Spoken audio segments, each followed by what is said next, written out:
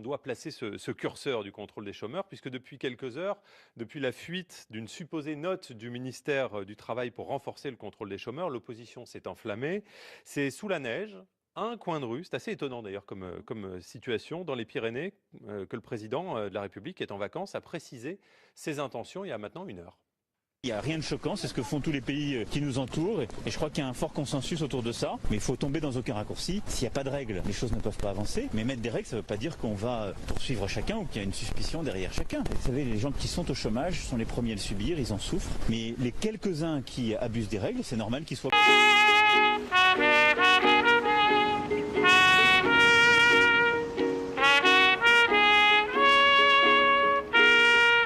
Déjà, la polémique monte et nous sommes en direct avec Adrien Quatennens, député La France Insoumise. Bonjour, merci d'être avec nous sur BFM TV. Alors, Emmanuel Macron assume ce soir. Il dit que mettre des règles ne veut pas dire que l'on met une suspicion derrière chacun. Il ne veut pas parler de chômeurs fraudeurs. Est-ce que cela suffit pour vous convaincre ? Assurément non. En tout cas, ce qui est convaincant ce soir, c'est la profonde continuité qu'il y a entre Emmanuel Macron et ses prédécesseurs. Car loin d'apporter la révolution qu'il promettait, il continue les mêmes éléments de langage qu'avaient avant lui M. Hollande et avant lui M. Sarkozy. C'est la feuille de route du MEDEF. Depuis plus de 20 ans, on nous la chante. Mais elle ne tient pas compte d'une réalité sociale. C'est que d'abord et avant tout, derrière le chômage, il faut savoir cette réalité dure, c'est que le chômage tue 14 000 personnes directement par an en France. Et que cette suspicion qu'on vise sur les chômeurs ne tient pas compte de la réalité qui est que le contexte est un contexte de pénurie d'emplois. C'est ça la réalité. C'est qu'aujourd'hui, si vous prenez des chiffres assez récents, par exemple ceux de 2015, les emplois non pourvus, c'est chiffré à 21 000. C'est sans commune mesure avec la masse considérable de gens qui sont en recherche active d'emploi. Donc si vous voulez, on a un gouvernement assez fainéant qui, plutôt que de s'attaquer au chômage, veut s'attaquer aux chômeurs en réalité. Jérôme Chappuis, votre invité ce matin, est député La France Insoumise de Seine-Saint-Denis. Bonjour Alexis Corbière. Bonjour. Un mot d'abord de ce que l'on vient d'entendre avec Martial You, la richesse des 500 plus grosses fortunes du monde qui a bondi de 23% l'an dernier, des inégalités énormes. C'est un dérèglement contre lequel il n'y a rien à faire. Ah si, il y a à faire. Il y a à éviter cette financiarisation de l'économie. C'est intéressant déjà qu'il y ait... Quand la France Insoumise le dit, on peut considérer que c'est un point de vue politique, mais de plus en plus d'économistes. Je pense les travaux de Thomas Piketty ont été pointés. Récemment, une tribune de beaucoup d'économistes pointaient ces inégalités qui ne cessent de creuser, cette polarisation, j'ai envie de dire, une minorité qui accumule des richesses et d'une pauvreté qui s'accroît pour certains. Bon, difficile, cela dit, d'agir à l'échelle d'un pays. Oui, j'entends bien, mais il y a aussi des grandes puissances qui peuvent montrer l'exemple, par exemple, en régulant justement, en évitant que ce soit toujours des règles du libre-échange qui l'emportent, en cherchant à définanciariser l'économie. Bon, l'affaire n'est pas simple, mais nous ne sommes pas une puissance mineure qui peut en permanence considérer que nous ne pouvons pas agir parce que c'est un problème d'ordre mondial. Quand vous l'avez dit, 500 personnes, vous évoquez même le chiffre des 8 personnes. Bon, c'est quand même, on est là face à quelque chose qui est un phénomène jamais vu dans l'histoire de l'humanité, on peut le considérer. Donc qu'est-ce qu'on fait ? Parce que qu'est-ce que ça passe par la fiscalité ? Ça passe par la fiscalité aussi, ça passe par lutter contre parfois des fortunes bâties sur un effet virtuel, ça passe par ça va souvent de pair avec des modèles économiques d'ailleurs qui saccagent la planète. Donc tout est lié. Le combat écologique est souvent lié au refus d'une ultra-financiarisation, d'une recherche du profit, de quelle manière on va chercher fortune dans un pays, on part ailleurs, etc. Tout est lié. Alors revenons sur un sujet du jour. Voilà. Mais qui est le même sujet en dernière analyse. Alors, on va parler de l'actualité sociale de ces jours-ci et ce sujet de la fin d'année, la rupture conventionnelle collective. C'est une expression que les Français, s'ils ne l'ont pas encore découverte, vont découvrir à leur retour de fête. Un dispositif rendu possible par la réforme du Code du travail à partir du 1er janvier.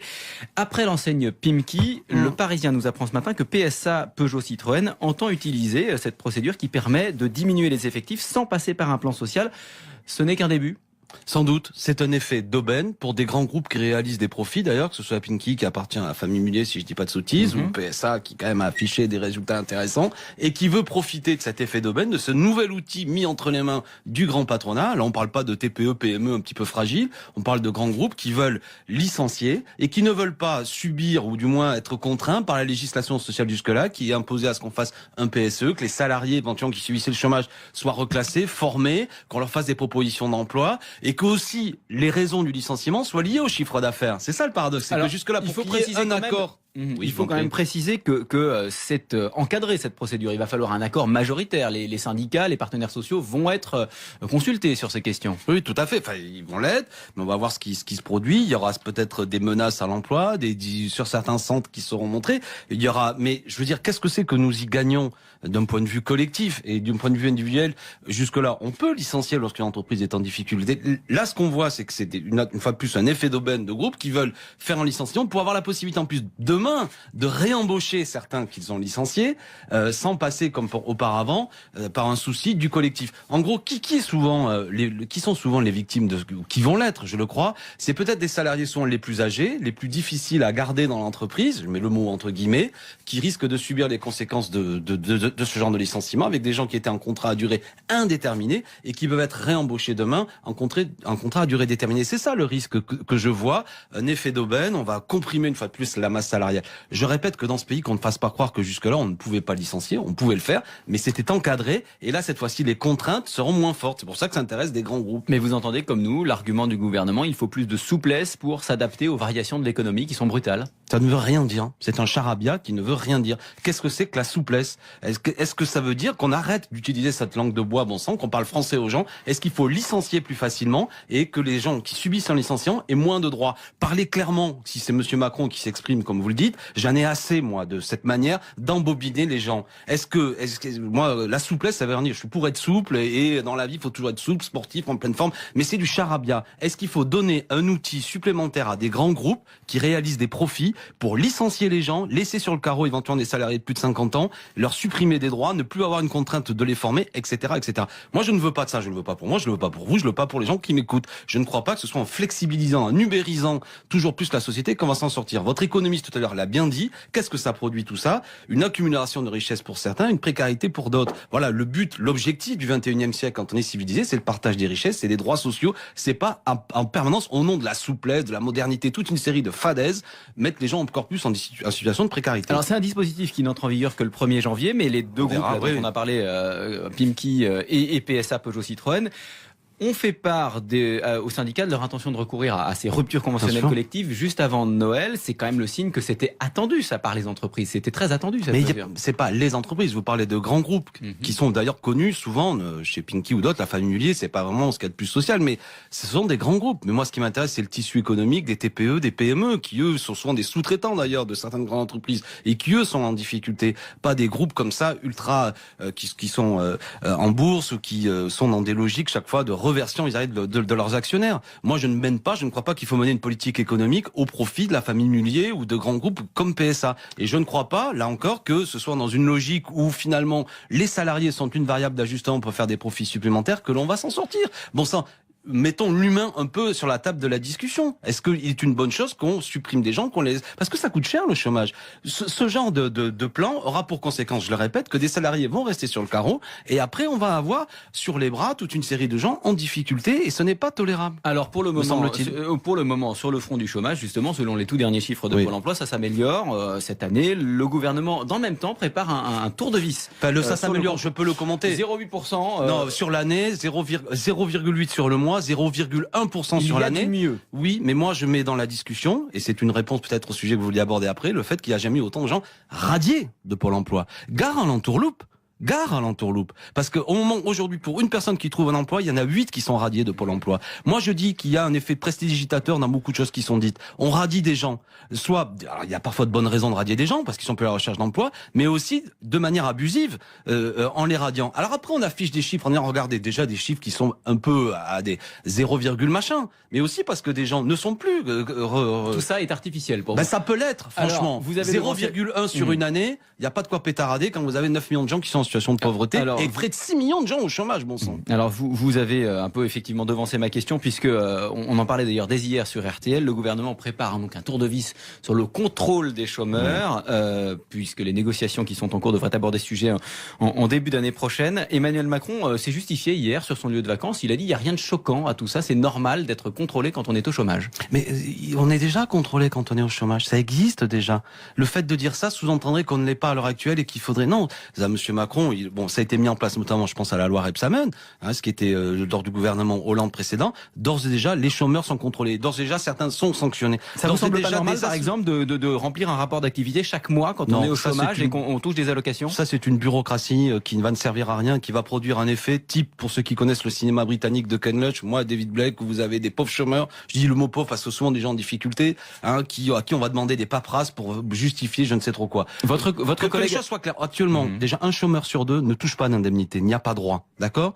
Deuxièmement, ce qu'on appelle une indemnité chômage sont des cotisations. Personne n'a rien volé. Les gens ont cotisé pour avoir droit à ça. C'est pas quelque chose où on claque des doigts. La moyenne, c'est autour de 1000 €. Donc, il n'y a pas d'effet d'aubaine. Et franchement, on vit difficilement dans les grands centres urbains de manière générale avec ça. Donc, les gens cherchent du boulot. D'ores et déjà, il y a des contrôles. Il y a seulement 14% sur les gens qui ont été contrôlés, qui ont été sanctionnés, et souvent d'ailleurs à tort. Donc il n'y a pas d'abus. Les abus ne sont pas là. Je vais vous montrer un autre type d'abus qui coûte 60 à 80 milliards d'euros chaque année. C'est la fraude et l'évasion fiscale. Rien n'est prévu. On a supprimé en 10 ans plus de 32 000 employés de Bercy pour qu'ils auraient pu contrôler. Par contre, on va multiplier par 5 le nombre de contrôleurs sur les chômeurs. C'est une illusion d'optique qu'on met en place. Bien sûr qu'il y a des fraudeurs ici ou là, ça existe, mais c'est pas le problème. Il n'y a pas 6 millions de chômeurs parce qu'il y a des fraudeurs. Il y a un emploi pour 12 demandeurs. Et alors qu'est-ce qu'on va faire? On va continuer à sanctionner, c'est-à-dire actuellement le dispositif qui existe, qui fait qu'on peut supprimer de 20% les indemnités chômage pour les 32 000 personnes qui ont été considérées, c'est plus 20, c'est 50%.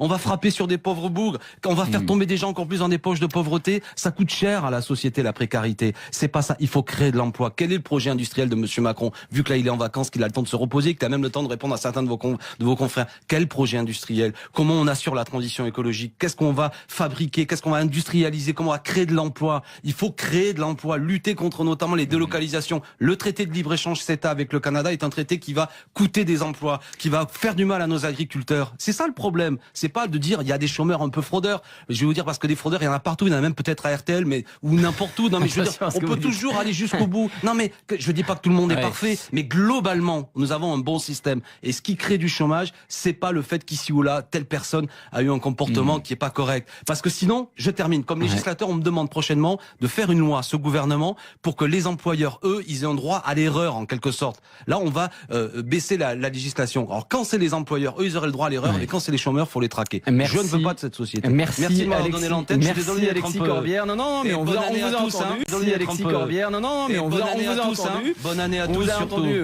Heureux. Évidemment. Что нам только с вами не предрекали в начале 2000-х годов.